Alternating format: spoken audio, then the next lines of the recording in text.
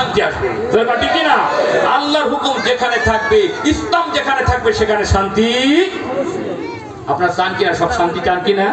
ইসলাম যদি আসে, দুর্নীতি থাকবে না, চুরি ডাকাতি থাকবে না। চুরি ডাকাতির কথা শুনলেই আপনারা মনে করেন এই বুঝে আমাকে হাত কেটে দিল। কে বলছে আপনাকে হাত কাটবে? প্রথম দায়িত্ব প্রত্যেকের কর্মসংস্থান করতে হবে। সরকারের দায়িত্ব হলো যারা অভাবী, যাদের টাকা পয়সা ইনকামের সোর্স নাই, তাদের চাকরি দিতে হবে, ব্যবসা দিতে হবে, তাদের অটো কিনে দিতে হবে, তাদের ভ্যান কিনে দিতে হবে, মহিলাদের সেলাই মেশিন কিনে দিতে হবে।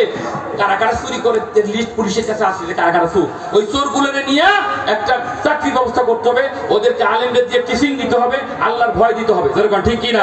ওদের হাতে কাজ তুলে দিতে হবে, চুরি করার টাইমই পাবে না। যেরকম ঠিক কিনা? যারা পোস্ট কোটারে আছে ওদেরকে পরিষ্কার পরিচ্ছন্ন করে তওবা তিল্লা কইরা ওদের একটা চাকরির ভিতরে, গার্মেন্টসের ভিতরে ঢুকাই দিতে হবে। মাঝে মাঝে ওদের তালিমের ব্যবস্থা করে আল্লাহর ভয়, কবরের ভয় দিতে হবে। দেখবেন ওই মানুষগুলো সোনার মানুষ হয়ে যাবে। যেরকম ঠিক কিনা?